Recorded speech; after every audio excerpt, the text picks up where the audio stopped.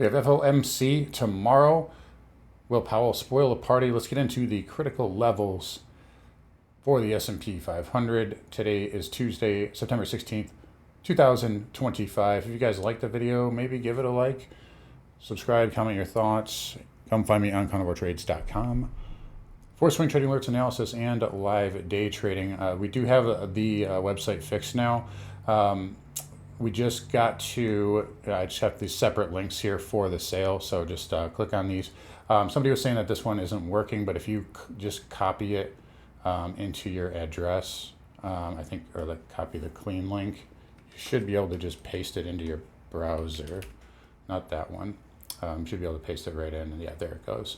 So if you have any issues with it, that should work. So anyway, yeah, that'll be on sale till the 17th of October. So anyway, let's get into it here today. So markets inching up now, and I'm doing the video early. Again, we talked about this extensively. Volatility was going to be very low, not the VIX, but volatility itself, Monday and Tuesday, and here we are. So they might float us up a little bit before the end of the day. In fact, I actually just took profit. They finally gave me a clean long entry during market hours here. So we did actually just take profits before starting this video. But yeah, we're floating up a little bit here. And, 6,600 was pretty supportive today. I mean, we touched it basically to the tick as the low of the day, and we're starting to inch up now. But if you look at, the low yesterday, or the low today, 66 even, if you just erase that opening candle there, let's look at a 5-minute, because I bet you it's even, yeah. Like if you erase that opening 5-minute candle, this is like a 20-point range, right? That's really tight. So last 2 days we've been really tight here. So maybe ready for a little bit of volatility, but granted we are, we have been up basically in a straight line for 9 days, or excuse me, 10 in a row now. If the NASDAQ can gain 3 cents here before the end of the day, that'll be 10 in a row for the triple Qs. So market is essentially pricing in perfection here for the FOMC. And tomorrow it will really come down to, I keep hearing this talk, what if they do 50? What if they don't do anything? They're going to do 25. Powell has always, and every Fed chairman always just follows the 2-year yield, follows Fed funds futures. That's what they're at. It's 95% odds, so they're not going to deviate. If they did, it would be a historic event. Now, Nick Tiramos seems to think there's going to be a historic event because he's been really active today. I don't know, maybe that's something going on here. I don't know. He seems to be really on edge, I guess. Speaking of that, market here, we have a spot up vol up situation. So, S&P flat to positive, but last several days it's been higher. Today you have the VIX up, each out of the last 3 with the market, much higher. And you might say, well, that's just room for it to sell off again, the VIX that is. Usually, but the market's got to be down with it, and that's not really the case. We're seeing spot up, vol up. Additionally, VVIX, higher low here on the chart, higher highs confirmed now. So usually when this leads, it's a precursor to volatility, very much like December. Look at the angle of that rally versus the big sell. And what am I looking at? SPX versus the VIX, which was kind of a wimpy rally before the big move. So just be aware there's, volatility can open up tomorrow with the Fed. A lot of the positive, flow will go away tomorrow. And for once, we're not seeing them front run VIX expiration. I mean, the last time, they were doing that big time in July with the selling, and that led to another squeeze. They tried to front run like OPEX here a few times back last month. That didn't happen, and we're not seeing that today. We're seeing us trade up into the Fed. So that's the risk here. The positive is that the positive for markets is that it's an obvious call to say like sell the news here, but at the same time we are straight up into it. So it fixed strike vol rising too. So there's definitely risk here, and I just maintain the idea here that we can still inch higher. We can even push up. Where's the 66, 66? I'm hearing all these other targets too, but the more it goes up without any sort of dip or pullback, the harder it's going to come down. So I still think mathematically here, your risk reward is favoring pullback. But in any case, we'll see what happens here. Market's starting to float up a little bit here. as we get into the end of the day. But again, volatility remaining sticky. I did notice bank weakness a little bit this morning too. XLF did come back off the lows. It's down fractionally now. KRE, we talked about 64, and it is below that right now. So that's going to need a rescue op here in the last hour. I don't like that being below 64 for too long. It is holding the 50 MA though, to give it credit there. Again, Qs flat here, and watching ES. I would say right now. So we did have the break of the topside trend line. Move back below that. Here's the level that I would be watching. Is a break is pretty simple. I can probably fix this a little bit. Again, I had to redraw it because of the roll, but I had it right around through that pivot from Friday.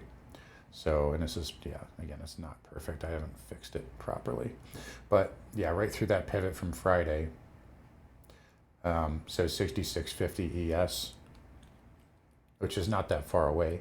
That could definitely be a little bit of a vol trigger. So that's what I would be looking for there. And then on the upside, you've got 66.50.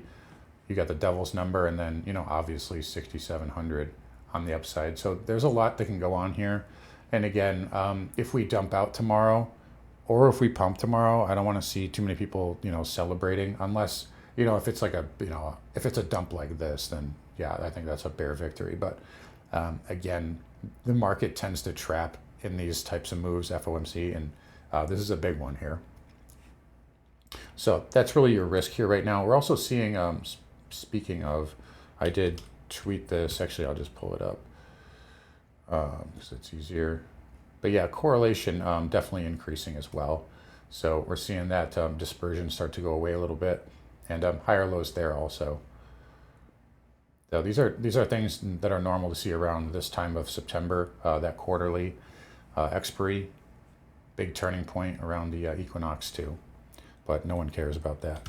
IWM here down 22 basis points. And again, 240 is still been your resistance level for a couple of weeks, but it has based here a little bit. So again, I think if there's major upside, it's still probably in the Russell more than anything. And maybe 245 can get tagged if it keeps pushing. And that was your previous all-time high. There is interest at 250 as well. But just to throw this out there, there was interest at 250 back here too. It just never got there. And to be fair, we've also gone straight up into it on the weekly. So I know that the daily will look like, oh, it looks fine, but the weekly, it's basically a straight line here. So use those larger time frames. Dow here again, quiet day. That Russell was weak today too, before I say anything else, but it was weak today. A lot of that having to do with KRE, I'd imagine. But again, Dow inside day, nothing else changing on that front. SMH with another gap up here. That's 1, 2, 3, 4, 5, 6, 7. 8 out of the last 9, gapping higher. Maybe a mini little hanging man there. Not great. Needs more volume. Same thing with the socks there. IGV down. Microsoft did take a little bit of a spill today, and Oracle up 70 cents, but came way off the highs here. So there's Microsoft there.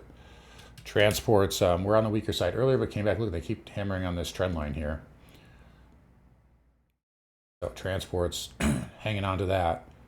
Still needs to clear 16.2 for me to really improve this, but it's holding up right now, so we'll leave it there. We got the 2-year down, so yields are down. And I mean, it's priced in, right? I mean, we know what we're going to get here tomorrow. So there's your effective Fed funds. It's going to drop down to probably like 4.3, somewhere in that area. But this looks like it can go lower here in time. And then on the long end here, 10's still weak, 30's still weak. I think if this spikes down, though, it could present a mean reversion opportunity. And I'll pull up the dollar here too, a little early. But yeah, this is getting dumped out, right? So, I mean, actually, you know what? Let me go back because I want to show you. I want to show you this on the Dixie. So this is what I mean. This is what I mean when I'm saying I'm looking for mean reversion in some of these trades here. And that includes stock market too. But I mean, you have banks mega long, right? And everybody else mega short, you know. So like, I mean, do you want to, like, if something's down this much into a major volatility event where everyone knows what's going to happen, the Fed's not going to change, they're going to cut 25 basis points, you know, like, would you want to be a seller here? Right? You got to ask yourself that question. And the same thing goes for gold. I'm going to just make this my official stance because I've been getting this question like probably more than anything else. I would not be a buyer of gold here. I'm not saying to short it, but I would not be a buyer, right? Look, parabolic move here into the Fed. Yeah, I was a buyer right here. We picked this up on GLD, these options that we saw and we knew it was coming. And we picked this up, and, you know, I sold my last leg at 330. I would not be a buyer here. That does not mean it's a short. But I keep getting this question, and it's no different than the dollar. It's no different than, you know, yields, and it's no different than stocks here. I mean, you ask yourself, do you want to be a buyer of stocks here in front of the Fed? Even if it keeps going up, the risk reward just isn't good at this point. So we haven't had a proper dip here. I mean, like, none of these are even proper dips, to be fair. I mean, they're good for day trades or, you know, a couple of days, but we haven't had a real dip. But anyway, XHB down 37 cents.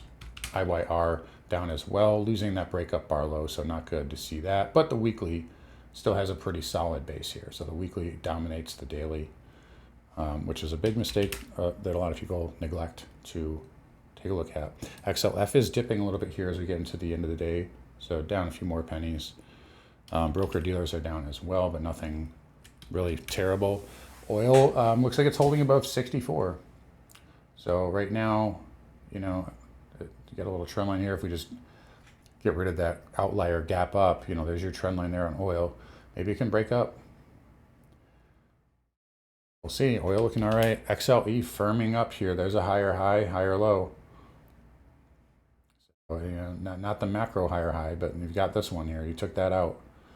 So XLE looks good. My Exxon finally doing something here. A little inverse head and shoulder there. XOP, nice trend day, up 3.2. And OIH rejected there the last 2 days, but right back up. So energy looking decent. A lot of the times money will rotate out of tech into that sector. Gold, obviously we just covered. Little doji there. Silver backing off a little bit today too. And then platinum and palladium. Well, palladium trying to hold 1200. But all right, copper here, flat to lower also. So no changes there. We did get a deal, talk about a deal, I guess, in the crypto markets, the US and UK. I did not read the details, so forgive me on that, but we did get it, and then, of course, it started moving beforehand. I think the deal the news came out like right around here. It was already, as you can see, Bitcoin getting a nice push right before that, up 1%. That said, alt's not doing the greatest. ETH, you know, still has the inside bar, still has the double inside bar, but down each of the last 4 days here. But Bitcoin here trying to hold trying to break back above 116.5. That's been a huge point of control. So above, below that dictates bull bear for me on Bitcoin in the near term. But that's really it here. Spiders, you know, holding up right now. It's a little after 3. Again, doing the video early. It's not going to matter. We could pump 40 points or dump 40 points between now and tomorrow, and it doesn't make any difference because it all matters about how we react afterward, and even into Thursday as well, for that matter. But we'll be watching those levels as always. So anyways, guys, I'll wrap up here. Again, you guys take care. Don't forget to come find me on carnivoretrades.com. Take advantage of the sale. I'll see you guys all tomorrow.